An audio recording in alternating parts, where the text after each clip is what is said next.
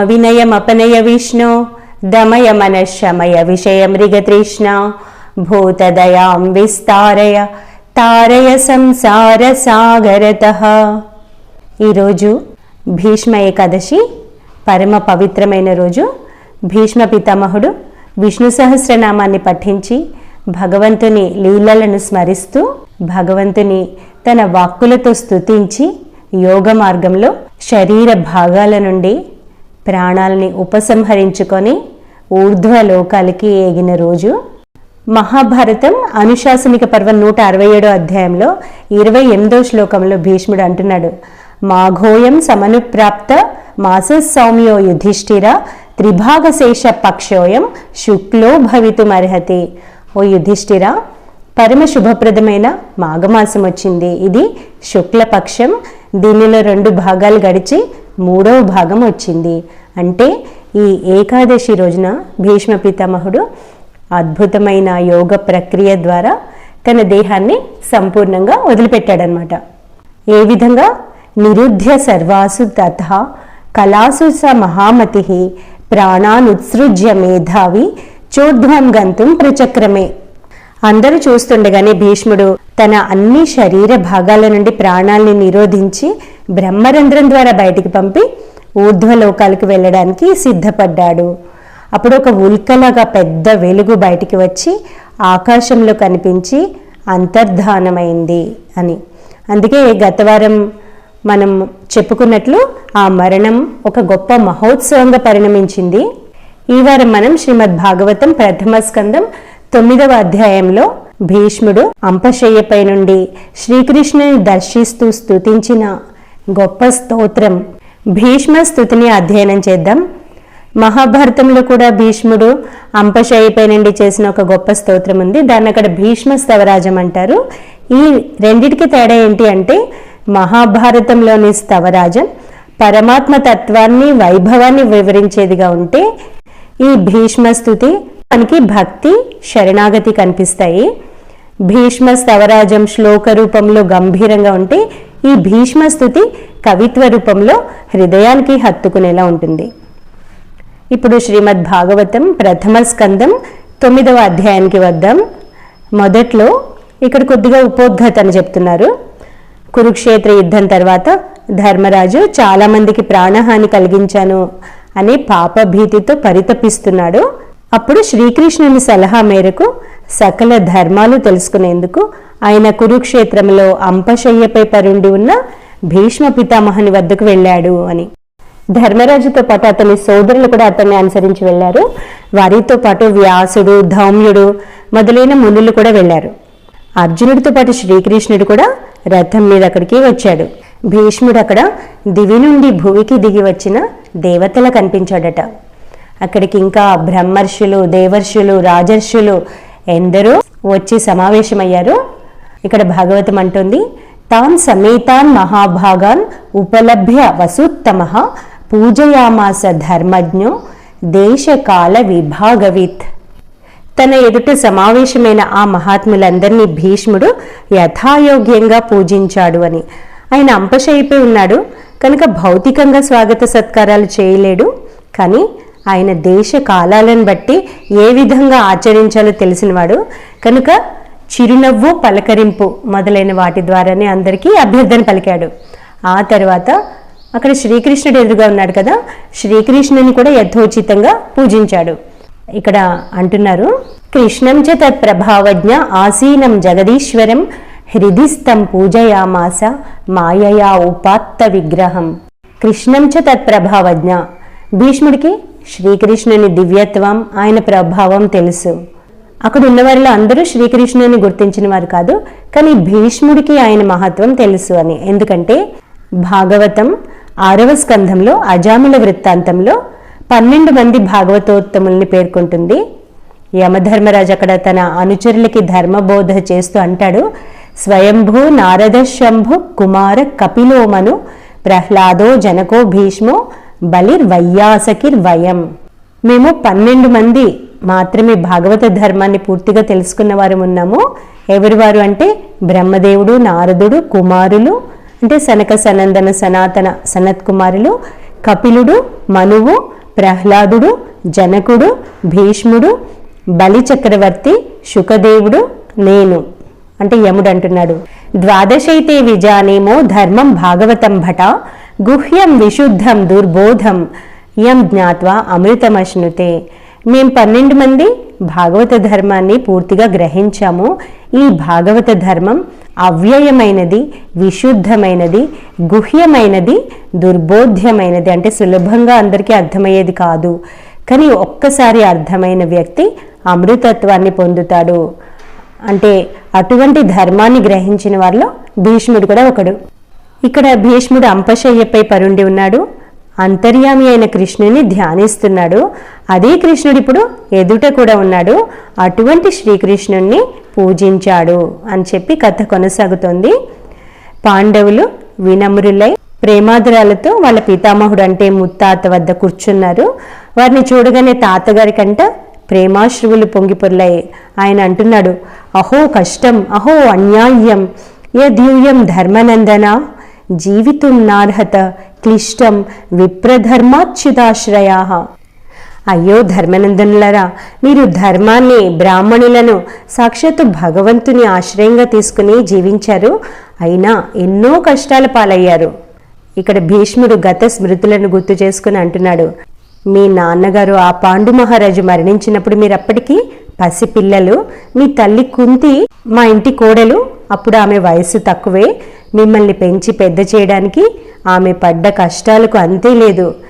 అయితే ఇదంతా విధి విలాసమే సుమా. ఎలా అంటే మేఘ సమూహం వాయువుకి వశమైనట్లు, అంటే గాలి బాగా వీచినప్పుడు మేఘాలన్నీ విచ్ఛిన్నమైనట్లు అందరూ కాలానికి అధీనులే. మీ జీవితంలో ఎన్నో విపత్కర సంఘటనలు జరిగాయి, అవన్నీ కూడా విధి విలాసాలే. లేకపోతే ధర్మరాజా నువ్వేంటి, సాక్షాత్తు ధర్మమూర్తివి. గాంధీవాన్ని ధరించిన అర్జునుడు, గదాధారి భీముడు నీకు రక్షకులు. శ్రీకృష్ణ భగవానుడు స్వయాన మీ ఆత్మీయుడు. అయినా మీకు ఆపదలు కలగడం ఏంటి? విషయం ఏమంటే కాలస్వరూపుడైన ఈ శ్రీకృష్ణ పరమాత్మ ఎప్పుడు ఏం చేయ సంకల్పిస్తాడో ఎవ్వరికీ అంతుపట్టదు. ఆయన సంకల్పాలని, లీలలని తెలుసుకోవడానికి ప్రయత్నించిన గొప్ప గొప్ప జ్ఞానులు కూడా మోహంలో పడిపోతుంటారు.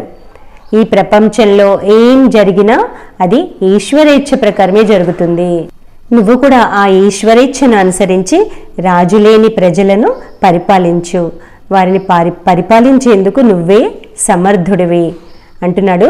ఏషవై భగవాన్ సాక్షాత్ యో నారాయణ పుమాన్ మోహయన్ మాయయా లోకం గూఢశ్చరతి వృష్ణిషు. మన ఎదురుకుండా ఉన్న ఈ శ్రీకృష్ణుడు సాక్షాత్తు భగవంతుడే సుమ. ఆయనే సృష్టికి ఆది కారణుడు. ఇతనే పరమపురుషుడైన శ్రీమన్నారాయణుడు. ఆయనే మానవుడిగా వృష్ణివంశంలో జన్మించాడు. తన మాయ ద్వారా లోకాన్ని మోహంలో ముంచెత్తుతున్నాడు. ఈయన మహత్వం ఎంతో నిగూఢమైనది. దాన్ని శంకర భగవానుడు, దేవర్షి నారదుడు, భగవదవతారమైన కపిలుడు మాత్రమే పూర్తిగా గ్రహించారు. Fools rushing where angels fear to tread అంటారు. శారదమ్మను సాక్షాత్తు జగన్మాతగా గుర్తించిన బ్రహ్మానంద స్వామి, శారదానంద స్వామి వంటి వారు ఆమె దర్శనానికి వచ్చినప్పుడు కంపిస్తున్న చేతులతో దూరం నుండి నమస్కరించి వెళ్ళిపోయేవారు. అదే అమ్మ మేనకోడళ్ళు మాత్రం అమ్మను మేనత్తగా మాత్రమే భావించి ఆమెని కష్టాలకు గురి చేశారు. ఇక్కడ భీష్ముడు అంటున్నాడు, యం మన్యసే మాతులేయం ప్రియం మిత్రం సుహృత్తమం అకరో సచివం దూతం సౌహృదాదథ సారథిం. ఈయన్ని నువ్వు కేవలం నీ మేనత్తు కుమారుడు, ప్రియమిత్రుడు అని భావించావు కదూ. ఈయనపై నీకు గల చనువు కారణంగా ఇతన్ని మంత్రిగా, దూతగా, చివరికి సారథిగా చేసుకోవడానికి కూడా మీరెవ్వరూ వెనుకాడలేదు. కానీ ఈ శ్రీకృష్ణుడు సాక్షాత్తు పరబ్రహ్మ, పరమాత్మ. ఆయన సకల ప్రాణుల్లో భాషించే అంతర్యామి, సమదృష్టి కలవాడు, అద్వితీయుడు, అహంకారం లేనివాడు, దోషరహితుడు, సమదృష్టి కలవాడు.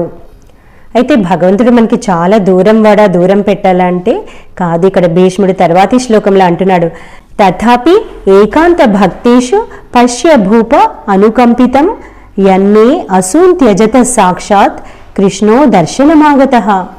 ఈయన సమదృష్టి కలవాడు అయినప్పటికీ తన అనన్య భక్తుల పట్ల ఎక్కువ కృప చూపిస్తాడు. అందుకే చూడు, నేను ప్రాణత్యాగం చేసే సమయంలో ఈ పురుషోత్తముడు స్వయంగా వచ్చి నాకు దర్శనమిచ్చాడు.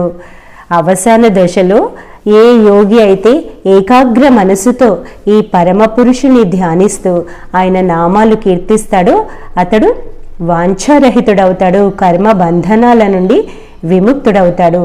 ఇప్పుడు నాకు ఆ అదృష్టం కలిగింది. నా అభిలాష ఏమంటే, స దేవదేవో భగవాన్ ప్రతీక్షతాం కలేవరం యావదిదం హినోమ్యహం ప్రసన్న హాసారుణ లోచనోల్లసన్ ముఖాంబుజో ధ్యానపతశ్చతుర్భుజ. నేను ఈ భౌతిక శరీరాన్ని త్యజించేంత వరకు ఈ దేవదేవుడు నా ఎదుటే ఉండుగాక. మృత్యు సమయంలో ఈ పరమాత్ముని ప్రసన్న దరహాసంతో కూడిన ముఖార విందాన్ని, అరుణ నేత్రాలతో ఒప్పరే వదనార విందాన్ని, చతుర్భుజమూర్తిని దర్శిస్తూ ప్రాణాలు వీడుతాను. ఈ దివ్య రూపాన్ని ధ్యానంలో మాత్రమే భక్తులు దర్శిస్తారు. కానీ ఆహా, నా భాగ్యం ఎంతటిదంటే నా మృత్యు సమయంలో ఈ భక్తవత్సలుడు స్వయంగా అనుగ్రహించి నా వద్దకు వచ్చి నాకు ఆయన దర్శన భాగ్యాన్ని కలిగించాడు. నేను ఈ దేహాన్ని చాలించేంత వరకు ఎదురు చూస్తూ ఈ ప్రభువు ఇక్కడే ఉండాలని కోరుతున్నాను. తర్వాతి శ్లోకాల్లో సూతుడు అంటున్నాడు, ధర్మరాజు ఋషుల సమక్షంలో భీష్ముని ఎన్నో ధర్మరహస్యాలు అడిగాడు. భీష్మ పితామహుడు వాటన్నిటినీ ధర్మరాజుకి వివరించాడు.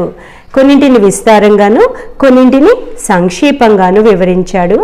అంతేకాకుండా ధర్మార్థ కామ మోక్షాల గురించి, అవి పొందే ఉపాయాల గురించి ఎన్నో ఆఖ్యానాల ద్వారా వివరించాడు అని. ఇవన్నీ మనకి మహాభారతంలోని అతి పెద్ద పర్వమైన శాంతి పర్వంలో మరియు కొంత భాగం అనుశాసనిక పర్వంలో ఇంచుమించు 20,000 శ్లోకాల్లో లభిస్తుంది. ఇక్కడ భాగవతంలో భీష్ముడు ధర్మరాజుకు ధర్మాలను బోధించాడు అని మాత్రం పేర్కొని వదిలివేశారు. తర్వాతి శ్లోకం అంటోంది, ఈ విధంగా భీష్ముడు ధర్మ ప్రవచనం చేస్తుండగానే ఉత్తరాయణం ప్రారంభమైంది. ఉత్తరాయణాన్ని పుణ్యకాలంగా భావిస్తారు. స్వచ్ఛంద మరణాన్ని కోరే యోగులు ఈ కాలంలోనే ప్రాణాలను త్యజిస్తారు. వేల కొలది రథికులకు నాయకుడైన భీష్ముడు తన ప్రవచనాన్ని వెంటనే నిలిపివేశాడు. తన మనస్సును ఇతర విషయాల నుంచి మరల్చాడు. తన ఎదురుగా ఉన్న కృష్ణ పరమాత్మ యందే మనస్సు నిలిపాడు. అదే మహాత్ముల గొప్పతనం. కర్తవ్యం కోసం వారి మనస్సును వారు భౌతిక ప్రపంచంలో ఉంచగలరు, అవసరమైనప్పుడు పూర్తిగా ఉపసంహరించుకోగలరు. శారదాదేవి గురించి స్వామి శారదానంద్ అనేవారు, అంతటి ప్రేమాభిమానాలు ఎక్కడా చూడలేదు, అంతటి అనాసక్తి కూడా మరెక్కడ కానరాదు అని. ప్రాణ సమంగా ప్రేమించిన రాధును, ఆమె బిడ్డను ఆమె దేహావసానానికి ముందు ఉద్బోధన నుంచి పంపివేయమని చెప్తారు. ఇక్కడ భీష్ముని దృష్టి చతుర్భుజుడు పీతాంబరధారి అయిన శ్రీకృష్ణునిపై నిలిచి ఉంది. ఆయన శరీరంపై ఉన్న శస్త్రాల అస్త్రాల గాయాలన్నీ భగవద్దర్శనమైన క్షణంలోనే మటుమాయమయ్యాయి అంటుంది భాగవతం. అయితే మనం క్రితం వారం మహాభారతంలో చదివాం. ఈ సమయంలో శ్రీకృష్ణుడు భీష్మునికి ఒక గొప్ప వరాన్ని ఇచ్చాడు. నీకు అలసట, ఆకలి దప్పులు ఉండవు, జ్ఞానాలన్నీ సమగ్రంగా స్ఫురిస్తాయి, నీ మనస్సు సత్వగుణంలో నిలుస్తుంది, జ్ఞాననేత్రంతో నువ్వన్నీ చూడగలుగుతావు అని. ఇక్కడ కృష్ణుడి అనుగ్రహం వల్ల భీష్ముడికి ఏ అలసట లేదు. ఆయన ధర్మరాజుకి వివిధ ధర్మాలు బోధించాడు. తర్వాతి శ్లోకం అంటుంది, మనస్సుని భగవంతునిపై పూర్తిగా నిలపడం వల్ల ఆయన అశుభాలన్నీ తొలగిపోయాయి. తనువును త్యజించే సమయంలో భీష్ముడు ఇంద్రియ వృత్తులను నిరోధించి పరమ భక్తితో భగవంతుని ఈ విధంగా స్తుతించాడు. ఈ స్తోత్రమే భీష్మ స్తుతి పేరుతో ప్రసిద్ధికెక్కింది. ఇది మతి రూపకల్పిత వితృష్ణ భగవతి సాత్వత పుంగవి విభూమ్ని స్వసుఖముపగతే క్వచిద్ విహత్తుం ప్రకృతిముపేయుషయద్ భవ ప్రవాహ. నేను ఎన్నో సాధనానుష్ఠాలు చేశాను. దాని ద్వారా నా బుద్ధి పరిశుద్ధమైంది. తృష్ణారహితమైన ఈ బుద్ధిని నా మృత్యు సమయంలో యదువంశ శిరోమణి అయిన శ్రీకృష్ణ భగవానుని చరణ కమలాలయందు సమర్పిస్తున్నాను. ఎటువంటి శ్రీకృష్ణుడు? త్రిభువన కమనం తమాలవర్ణం, ముల్లోకాల్లోకి సుందరమైనవాడు, నీలి రంగు కలవాడు. రవికర గౌరవరాంబరం దధానే, ఆ స్వామి ధరించిన పట్టు పీతాంబరం ఉదయ సూర్యుని కాంతి వలె ధగధగ మెరుస్తోంది. వపురలక కులావృతాననాబ్జం, ఆయన ముఖారవిందంపై వేలాడుతున్న ముంగురుల శోభ అద్భుతంగా ఉంది. విజయసఖే రతిరస్తుమే అనవద్య, అటువంటి అర్జున సఖుని పట్ల నాకు అహేతుకమైన అనింద్యమైన భక్తి కలుగుగాక అని. యుధి తురగరజో విధూమ్ర విశ్వక్ కచలులిత శ్రమవార్యలంకృతాస్యే, యుద్ధ సమయంలో గుర్రాల గిట్టెల తాకిడికి ఎగిరిన ధూళి ఆయన ముఖంపై ముంగురులను ధూసరితం చేస్తోంది, అంటే బూడిద రంగులోకి మారుస్తోంది. దానికి తోడు స్వేద బిందువులతో కూడిన ఆయన ముఖం శోభాయమానంగా ఉంది. ఇదంతా ఎందుకంటే మమ నిశిత శరైర్ విభిద్యమాన త్వచి, నేను ప్రయోగించిన వాడి అయిన బాణాల వల్ల ఆయన కవచం కూడా చీలి ఆయన మేనుని గాయపరుస్తూ ఉంది. విలసత్ కవచేస్తూ కృష్ణ ఆత్మ, అటువంటి కృష్ణ భగవానుని యందు నా ఆత్మను సమర్పిస్తున్నాను.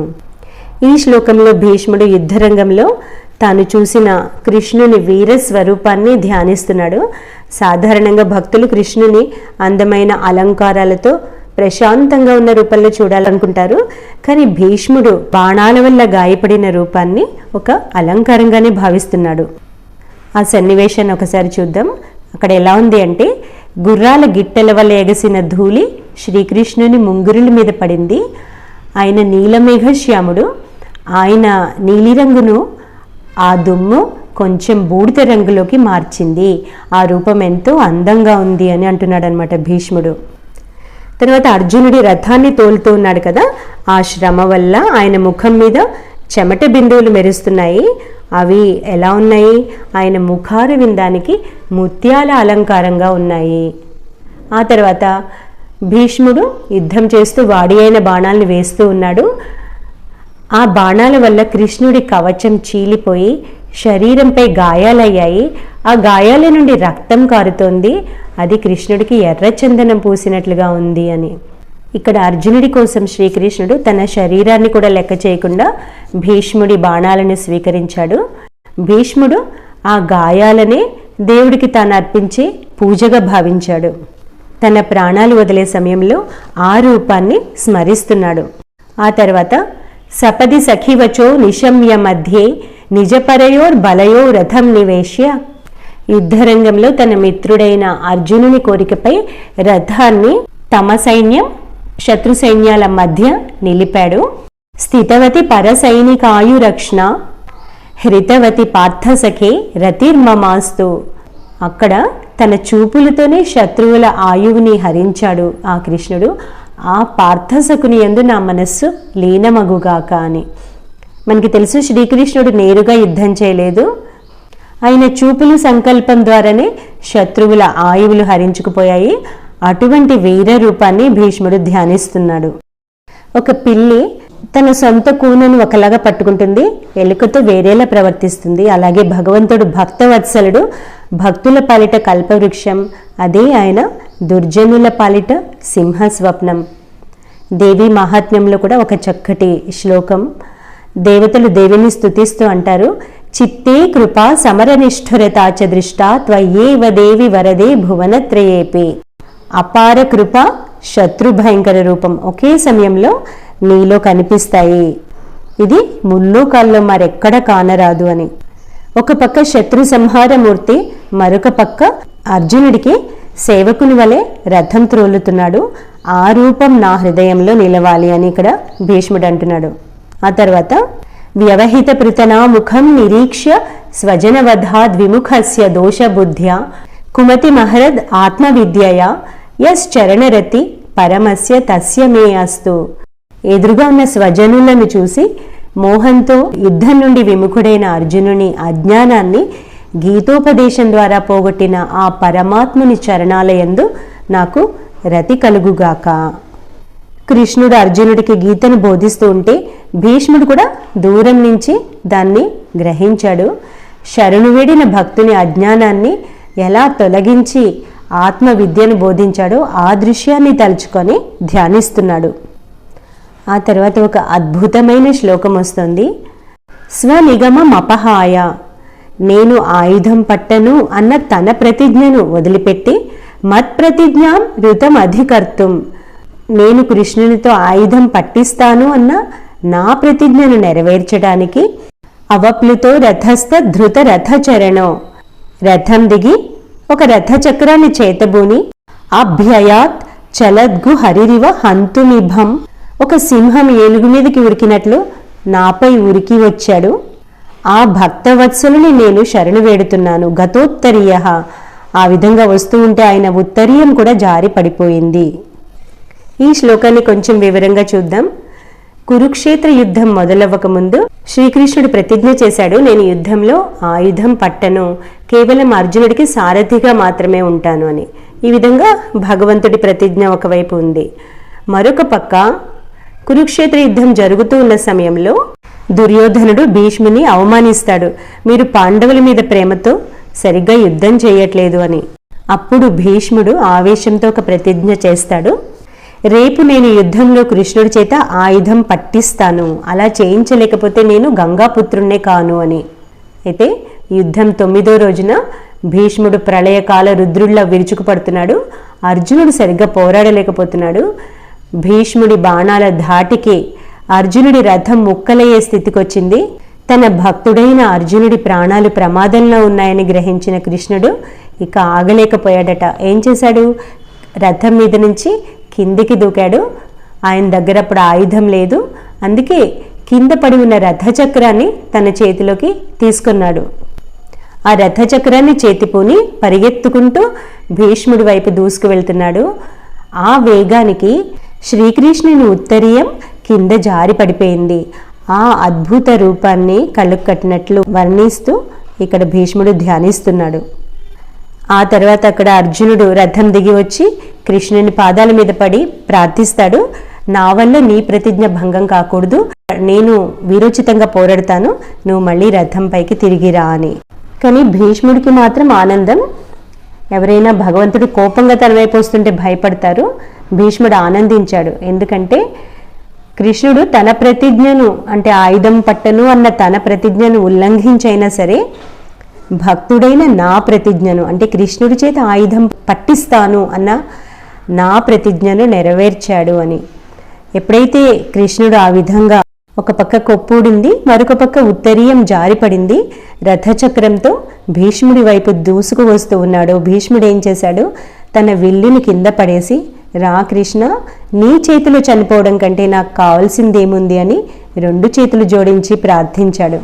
ఇక్కడ శ్లోకం యొక్క భావార్థం, తన సొంత ప్రతిజ్ఞను పక్కకు పెట్టి నా ప్రతిజ్ఞను నెరవేర్చడం కోసం రథచక్రం పట్టుకొని సింహంలా నా పైకి దూకి వచ్చిన ఆ భక్తవత్సలుడైన శ్రీకృష్ణుని నేను శరణు వేడుతున్నాను. భగవంతుడు తన గౌరవం కంటే తన భక్తుడి గౌరవానికే ఎక్కువ ప్రాముఖ్యత ఇస్తాడు అని చెప్పడానికి ఈ సన్నివేశం ఒక గొప్ప నిదర్శనం. అందుకే భీష్ముడు తన అంతిమ క్షణాల్లో ఆ అద్భుత రూపాన్ని స్మరిస్తున్నాడు. తర్వాతి శ్లోకం అంటోంది, శిత విషికహతో విషీర్ణదంశ క్షతజ పరిప్లుత ఆతతాయినో మే ప్రసభమభిససార మద్వదార్థం సభవతు మే భగవాన్ గతిర్ముకుందః. నా వాడి అయిన బాణాలతో గాయపడ్డాడు, రక్తంతో ఆయన శరీరం తడిసిపోయింది, అయినప్పటికీ ఆతతాయినైన నేను, అంటే దుష్టబుద్ధి చూపిన నా మీదకి దూసుకు వచ్చాడు, ఆ ముకుందుడే నాకు గతియగుగాక. ఆనాటి యుద్ధ దృశ్యాన్ని భీష్ముడు గుర్తు చేసుకుంటున్నాడు. కృష్ణ, నేను ప్రయోగించిన వాడి అయిన బాణాల దెబ్బలకు నీ కవచం ముక్కలైపోయింది, నీ శరీరం నుండి రక్తం ధారలుగా కారుతుంది. ఇక్కడ భీష్ముడు తన్ని తాను ఆతతాయిను అని పిలుచుకుంటున్నాడు, అంటే చెడు బుద్ధి కలవాడు అని. నన్ను సంహరించడానికి నీవు అంత వేగంగా నాపై దూసుకు వచ్చావు, అలా నా మీద కోపంతో కాకుండా నన్ను అనుగ్రహించడానికి పరిగెత్తుకుంటూ వచ్చిన ఆ ముకుందుడే నాకు ఏకైక గతి అగుగాక అని. ఇక్కడ విచిత్రం ఏంటంటే భీష్ముడు క్షత్రియుడు కనుక తన బాణాలతో కృష్ణుని పూజించాడు. భీష్ముడు బాణాలు వేస్తూ ఉంటే కృష్ణుడు వాటిని నవ్వుతూ స్వీకరించాడు. కృష్ణుడు తనపైకి చక్రం పట్టుకొని వస్తూ ఉంటే భీష్ముడు భయపడలేదు, బదులుగా రా కృష్ణ, నీ చేతిలో మరణించడం కంటే నాకు కావలసిందేముంది అన్నాడు. సాక్షాత్తు భగవంతుడే స్వయంగా నా దగ్గరకు వస్తున్నాడు, ఆయన చేతిలో చనిపోతే నాకు మోక్షం లభిస్తుంది అని ఆనందించాడు. భీష్ముడి ఉద్దేశం ఏమంటే, భగవంతుడు భక్తుడిని శిక్షించడానికి వచ్చినా అది కూడా ఒక అనుగ్రహమే. అందుకే క్రోధావేశంలో ఉన్న కృష్ణుడి రూపాన్ని అంతగా ఇష్టపడ్డాడు. కృష్ణుడు తన కోసం ఆయుధం పట్టడాన్ని తన అదృష్టంగా భావిస్తూ ఆ రూపాన్ని ధ్యానిస్తున్నాడు. ఆ తర్వాత విజయరథ కుటుంబ ఆతతోత్రే ధృతహయ రశ్మిని తచ్రియే క్షణీయే భగవతి రతిరస్తు మే ముమూర్షో యమిహ నిరీక్ష్య హత గతా స్వరూపం. యుద్ధంలో అర్జునుడి రథానికి సారథిగా ఉన్న కృష్ణుని ఇక్కడ భీష్ముడు తలుచుకుంటున్నాడు. ఒక చేత్తో గుర్రాల కళ్ళాలని, మరో చేత్తో ముల్లుకర్రను పట్టుకొని గుర్రాలను అదిలిస్తూ అర్జునుడిని కాపాడిన ఆ రూపం ఎంతో మనోహరమైనది. ఆనాడు యుద్ధంలో కృష్ణుని చూస్తూ చనిపోయిన వీరులందరికీ మోక్షం లభించింది. అట్టి పరమాత్మ నా హృదయంలో నిలవాలి అని భీష్ముడు కోరుకున్నాడు. సాధారణంగా మోక్షం కావాలంటే ఎన్నో ఏళ్ల తపస్సు చేయాలి. ఇక్కడ కురుక్షేత్రంలో సాక్షాత్తు భగవంతుని చూస్తూ చనిపోయిన వీరులకు ఆ అదృష్టం సులభంగా దక్కింది. ఈ విధంగా ఎందరో వీరులకు మోక్షం ఇచ్చిన రూపం ఒక భృత్యునిలా గుర్రాల నదిలిస్తూ శ్రమకూర్చిన రూపాన్ని భీష్ముడు ధ్యానిస్తున్నాడు. ఆ తర్వాత మరొక అద్భుత రూపాన్ని ఆయన ధ్యానిస్తున్నాడు. గోపికల మధుర భక్తిని, శ్రీకృష్ణుడు వారి పట్ల చూపిన అనుగ్రహాన్ని స్మరిస్తున్నాడు. భీష్ముడు గొప్ప యోధుడు, జ్ఞాని, కానీ ఆయన హృదయంలో భక్తి ఉంది కనుక యుద్ధ రూపాన్నే కాక మధురమైన కోమల రూపాన్ని కూడా తలుచుకుంటున్నాడు. లలిత గతి విలాస వల్గుహాస ప్రణయ నిరీక్షణ కల్పితోరుమాన కృతమనుకృతవత్య ఉన్మదాంధ ప్రకృతి మగన్కిల యస్య గోపవద్వః. ఎవరి నడకలు, చిరునవ్వులు, ప్రేమపూర్వక వీక్షణాలతో గోపికలు పరవశించి తన్మయులయ్యారో, ఎవరి లీలలను అనుకరిస్తూ వారు ముక్తిని పొందారో అటువంటి పరమాత్మ నా చిత్తమందు లగ్నమగుగాక అని. మనం గత వారాల్లో రాసలీలను అధ్యయనం చేసినప్పుడు చూసాము. శ్రీకృష్ణుడి మంద దరహాసం, ఆయన నడక, ప్రేమ నిండిన చూపులు గోపికలను పరవశింపచేసేవి. కృష్ణుని వారు ఎంతగా ప్రేమించారంటే చివరికి ఆయన లీలలను తామే అనుకరిస్తూ ఆయనలో లీనమైపోయేవారు. అటువంటి మధురమూర్తిని భీష్ముడు ధ్యానిస్తున్నాడు. తర్వాత శ్రీకృష్ణుడు అగ్రపూజ అందుకున్న దృశ్యాన్ని వర్ణిస్తున్నాడు. మునిగణ నృపవర్య సంకులేంత సదసి యుధిష్ఠిర రాజసూయ ఏషాం అర్హణముపపేద ఈక్షణీయో మమ దృషి గోచర ఏష ఆవిరాత్మ. ధర్మరాజు చేసిన రాజసూయ యాగం సమయంలో లోకంలోని గొప్ప గొప్ప మునులు, రాజులు అందరి మధ్య కృష్ణుడికి అగ్రపూజ జరిగింది. ఆనాడు అందరితో పూజలందుకున్న ఆ సర్వాంతర్యామి ఇప్పుడు నా కళ్ళ ముందే సాక్షాత్కరించి ఉన్నాడు. ఆహా, నా అదృష్టం ఎంత గొప్పది అని ఇక్కడ భీష్ముడు పరవశించిపోతున్నాడు. మనకి తెలుసు, ధర్మరాజు రాజసూయ యాగం చేసినప్పుడు అగ్రపూజ ఎవరికి చెయ్యాలి అని ప్రశ్నించినప్పుడు అక్కడ భీష్ముడి శ్రీకృష్ణుడికి అగ్రపూజ చెయ్యాలి అని ప్రతిపాదిస్తాడు. ఎందుకంటే మనం ముందు చెప్పుకున్నట్లు ఆయన ద్వాదశ మహాజనుల్లో ఒకరు, శ్రీకృష్ణుని తత్వం ఎరిగినవాడు. అందుకే అగ్రపూజ అందుకున్న ఆ సర్వాంతర్యామి ఇప్పుడు నా కళ్ళ ముందు సాక్షాత్కరించి ఉన్నాడు, ఆయనకు నమస్కారం అంటున్నాడు. చివరిగా అంతిమ ముహూర్తం ఏతెంచింది అంటున్నాడు. తమిమ మహమజం శరీరభాజాం హృది దిష్టితమాత్మకల్పితానాం ప్రతిదృశమివ నైకధ అర్కమేకం సమధిగతోస్మి విధూత భేదమోహ. ఆకాశంలో ఉన్న సూర్యుడు ఒక్కడే, కానీ చూసే ప్రతి ఒక్కరి కంటికి ఆయన వేరుగా కనిపిస్తాడు. అలాగే పరమాత్మ ఒక్కడే అయినా ప్రతి జీవి హృదయంలో వేరువేరుగా ఉన్నట్లు తోస్తుంది. ఓ కృష్ణ, నువ్వు అందరిలో ఉన్నావు, అందరూ నీలోనే ఉన్నారు అనే సత్యాన్ని నేను తెలుసుకున్నాను. నాలోని మోహం, భేదబుద్ధి నశించాయి అని చెప్తూ భీష్ముడు తన బుద్ధిని కృష్ణుడిలో లీనం చేశాడు. కృష్ణ ఏవం భగవతి మనోవాగ్దృష్టి వృత్తిభిః ఆత్మన్యాత్మనమావేశ్య సోంతశ్వాస ఉపారమత్. భీష్మ పితామహుడు తన మనస్సు, వాక్కు, దృష్టి, వృత్తులను శ్రీకృష్ణ భగవానుని యందే లీనమనొచ్చాడు. ఆయన అంతిమ శ్వాస ఆగిపోయింది. సంపద్యమానమాజ్ఞాయ భీష్మం బ్రహ్మణి నిష్కలే సర్వే బుభూవుస్తే తూష్ణీం వయాంసీవ దినాత్యయే. భీష్ముడు ఆ విధంగా పరబ్రహ్మంలో లీనం కాగానే సూర్యాస్తమయంలో ఎలాగైతే పక్షుల కలరవాలు సద్దుమణుగుతాయో అక్కడున్న రాజర్షులు, బ్రహ్మర్షులు అందరూ మౌనం వహించారు. ఆ తర్వాత తత్ర దుందుభయో నేదుర్దేవమానవ వాదితాః శశంసు సాధవో రాజ్ఞాం ఖాత్పేతు పుష్పవిష్టయః. దేవతలు, మానవులు అందరూ దుందుభులు మోగించారు, రాజగౌరవాలను ప్రదర్శించారు. ఆకాశం నుండి పుష్పవృష్టి కురిసింది. తస్య నిర్హరణాదీని సంపరేతస్య భార్గవ యుధిష్ఠిర కారయిత్వా ముహూర్తం దుఃఖితో అభవత్. ధర్మరాజు అప్పుడు భీష్ముని కళేబరానికి శాస్త్రోక్తంగా అంతిమ సంస్కారాలు చేయించాడు. కొంతకాలం శోకమగ్నుడయ్యాడు. తుష్టువుర్మునయో హృష్టా కృష్ణం తద్గుహ్య నామభిః తతస్తే కృష్ణహృదయ స్వాశ్రమాన్ ప్రయయో పునః. ఆ సమయంలో అక్కడ చేరిన మునులందరూ శ్రీకృష్ణుని నామాలను సంతోషంగా స్తోత్రం చేశారు. కృష్ణుని హృదయాల్లో నిలుపుకొని తమ తమ ఆశ్రమాలకు మరలి వెళ్ళిపోయారు. ఈ 9వ అధ్యాయం అక్కడ ముగుస్తుంది. చివరిగా మనం గుర్తుంచుకోవాల్సింది, జీవితం ఒక యుద్ధం లాంటిదైనా చివరిలో పరమాత్మ చెంత చేరడమే అసలైన విజయం. అయితే ఆ చివరి క్షణాల్లో భగవంతుని స్మరించాలి అంటే నిత్యం సాధన కావాలి. ఇక్కడ భీష్ముడికి స్వచ్ఛంద మరణం ఉంది కాబట్టి ఆయన భగవంతుని తలుచుకుంటూ తన చివరి శ్వాసను వదిలే అవకాశం ఉంది. మనకి మన అంతిమ సమయం ఎప్పుడు వస్తుందో తెలియదు, ఏది మన అంతిమ శ్వాసో తెలియదు. ఒక చక్కటి దోహ ఉంది, శ్వాస శ్వాసపే రామకహో వృథా శ్వాసమతు ఖోయ్ న జానే యా సాసుకో ఆవన హోయ్ నా హోయ్. అంటే ప్రతి శ్వాసతో రామనామాన్ని జపించు, ఏ ఒక్క శ్వాసను వృధాగా పోగొట్టుకోవద్దు. ఎందుకంటే ఏ శ్వాస అంతిమ శ్వాస అవుతుందో ఎవరు చెప్పలేరు అని. భీష్మునిలా మన మరణం కూడా మహోత్సవంలా పరిణమించాలి అంటే అనునిత్యం భగవంతుని లీలలను స్మరించాలి, అనుక్షణం భగవంతుని నామాన్ని జపించాలి. ఆ విధంగా చేసే భక్తినిమ్మని భగవంతుని వద్ద ప్రార్థించాలి.